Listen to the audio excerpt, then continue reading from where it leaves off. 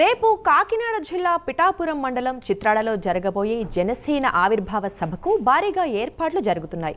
జయకేతనం సభావేదిక దగ్గర ఏర్పాట్లను నేతలు పర్యవేక్షిస్తున్నారు.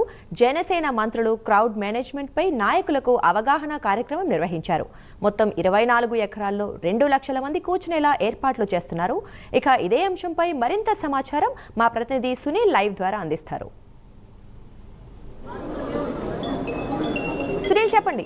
రైట్ దుర్గా, మొత్తం మీద ఏదైతే రేపు జరగనున్నటువంటి జనసేన పార్టీ ఆవిర్భావ దినోత్సవం సంబంధించి ఇప్పటికే జనసేన నేతలు భారీ స్థాయిలో ఏర్పాటు చేస్తున్నారు. ముఖ్యంగా చిత్రాడ ఏదైతే పిఠాపురం నియోజకవర్గంలో జరుగుతున్నటువంటి సభకు సంబంధించి చిత్రాడ సభకు సంబంధించి భారీ స్థాయిలో ఏర్పాటు చేస్తున్నారు. ముఖ్యంగా 2 నుంచి 3 లక్షల మంది ఏదైతే ఈ సభకు హాజరవున్న నేపథ్యంలో వాళ్ళకి సంబంధించినటువంటి ఏర్పాట్లు కూడా భారీగా నిర్వహిస్తున్నామని చెప్పేసి ఇప్పటికే జనసేన నేతలు ఇక్కడ కమాండ్ కంట్రోల్ నుంచి వాళ్ళకి దిశానిర్దేశాలు కూడా చేస్తున్న పరిస్థితి అయితే ఉంది. మన ముందు కొంతమంది ఏదైతే జనసేన నాయకులు ఉన్నారు, మా చంద్రగిరి నియోజకవర్గ ఇన్ఛార్జ్ మనోహర్ ఉన్నారు, వారిని అడిగి తెలుసుకున్నారు.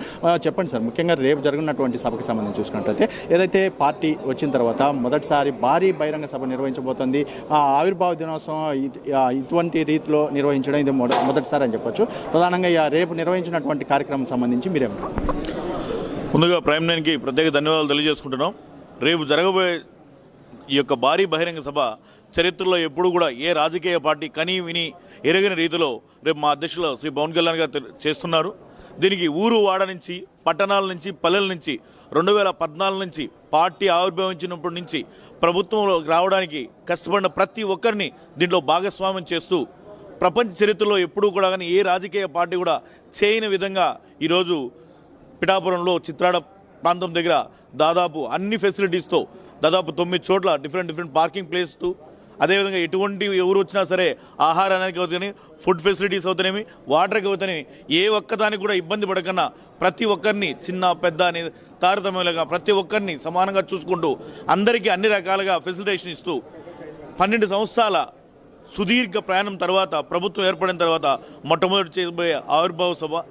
అందుకోసమని అందరికీ 12వ ఆవిర్భావ దినోత్సవ శుభాకాంక్షలు తెలియజేసుకుంటూ ఎన్నో అవమానాలు ఈ 10 సంవత్సరాల్లో, ఎన్నో విపత్కరమైన అవమానాలు, ఎన్నో ప్రతికూల పరిస్థితులు, వీటన్నిటిలో కూడా కానీ జనసేన నాయకులు, జన సైనికులు, వీర మహిళలు అందరూ కూడా తోడుండి ఈరోజు ఈ ప్రభుత్వాన్ని ఏర్పరచడంలో కీలక పాత్ర వహించిన ప్రతి ఒక్కరూ ఈ కార్యక్రమంలో భాగస్వామి జయప్రదం చేయాలని మా అధ్యక్షులు శ్రీ పవన్ కళ్యాణ్ గారు ఆదేశించారు. వారి ఆదేశాల ప్రకారం మేము ముందుకు వెళ్తూ ఇప్పుడు కాకినాడ కంట్రోల్ రూమ్ నుంచి మేము మాట్లాడుతున్నాం. అంటే ఇక్కడ మరోవైపు కూడా చైర్మన్ ఏదైతే Kakinada urban development chairman Tummala Ramasang గారు ఉన్నారు, వారిని అడిగి తెలుసుకున్నాం. సార్, ముఖ్యంగా చెప్పండి, రేపు జరుగుతున్నటువంటి సభకు సంబంధించి ఇప్పటికే భారీ స్థాయిలో ఏర్పాటు చేస్తున్నారు, ముఖ్యంగా భారీగా వచ్చే అవకాశం ఉంది. ఎటువంటి ఏర్పాట్లు చేస్తున్నారు సార్? అద్భుతమైనటువంటి ఏర్పాట్లు కనీ వినేరుగని రీతిలో రేపు జయకేతనం ఆవిర్భావ సభ జరగబోతూ ఉంది. ఇది 12వ ఆవిర్భావ సభ. గతంలో 11 ఆవిర్భావ సభలు మేము అధికారంలో లేనప్పుడు పెట్టుకోవడం జరిగింది. ఇది 12వ ఆవిర్భావ సభ. ఈరోజు కూటమిలో భాగస్వామిగా ఉన్నాం, ఇక్కడ అధికార పార్టీలో ఉన్నాం. ఇది విజయోత్సవ సభలో జరుపుకోబోతూ ఉన్నాం. ఈ సభకు స్వచ్ఛందంగా ప్రజలందరూ హాజరబోతూ ఉన్నారు. జనసేన పార్టీకి ఏ రాజకీయ పార్టీకి లేని విధంగా ఒక్క జనసేన పార్టీకే ప్రజలు స్వచ్ఛందంగా తరలి వస్తారనేది రాష్ట్ర ప్రజలందరికీ తెలుసు. ఒక్క నయా పైసా ఖర్చు లేకుండా స్వచ్ఛందంగా ప్రజలు వచ్చేటువంటి పార్టీ జనసేన పార్టీ. ఈ సభావేదికకి నామకరణం కూడా చేసుకోవడం జరిగింది. ఏ రాజకీయ పార్టీ కన్నా వారి తండ్రి పేరు పెట్టుకోవటం, వాళ్ళ తాతల పేర్లు పెట్టుకోవటం సభావేదికలకి. కాకపోతే జనసేన పార్టీ అధ్యక్షులు పవన్ కళ్యాణ్ గారు ప్రజలకి రేపు రాబోయే తరాలకి దశ దిశ ఒక మార్గ నిర్దేశం చేసేటువంటి మనస్తత్వం ఉన్నటువంటి వ్యక్తి. భావితరాల పౌరులు ఏ విధంగా నడుచుకోవాలి, ఏ విధంగా బ్రతకాలనేటువంటి చెప్పాలనేటువంటి మనస్తత్వం ఉన్నటువంటి వ్యక్తి.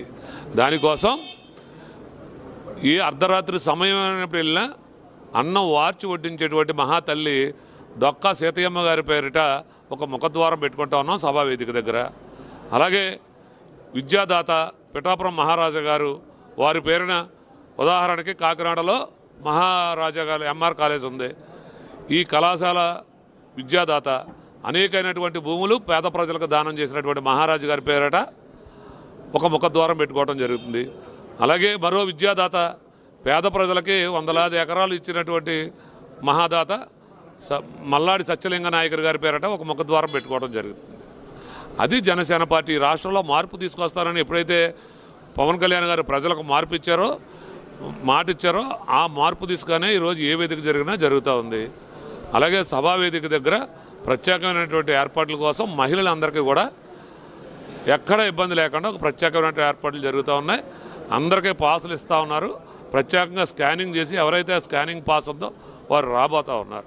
ఎక్కడ ఇబ్బందిగా రాకూడదు, తోపులాట జరగకూడదు. ప్రతి కార్యకర్త ఎంత క్షేమంగా వచ్చారో అంత క్షేమంగా వెళ్ళాలనే ఉద్దేశంతో కాకినాడ కేంద్రంగా ఒక కంట్రోల్ రూమ్ ఏర్పాటు చేసుకుని ఆఖరి వ్యక్తి, సభకు వేదిక వచ్చినటువంటి ఆఖరి వ్యక్తి వరకు కూడా డెస్టినేషన్ గమ్యం చేరే వరకు కూడా కంట్రోల్ రూమ్ పర్యవేక్షణలో ఉండటం కోసం ఒక కంట్రోల్ రూమ్ ఏర్పాటు చేసుకోవడమే కాకుండా కాకినాడ నుంచి చుట్టుపక్కల ప్రాంతం అంతా కూడా కవరేజ్ చేసుకుంటూ సీసీ కెమెరాలు ఏర్పాటు చేసుకోవటం, ఎక్కడ ఏ విధమైనటువంటి ఇబ్బంది కలగకుండా ఒక పక్కన పోలీసు వారు నిఘా కేంద్రాలు ఏర్పాటు చేసుకున్నట్టే జనసేన పార్టీ కూడా సీసీ కెమెరా నిఘా కేంద్రంగా ఏర్పాటు చేసుకుని అన్ని కార్యక్రమాలు చేసుకుంటా ఉన్నాం. ఎవరికి ఇబ్బంది రాకుండా చేసుకుంటా ఉన్నాం.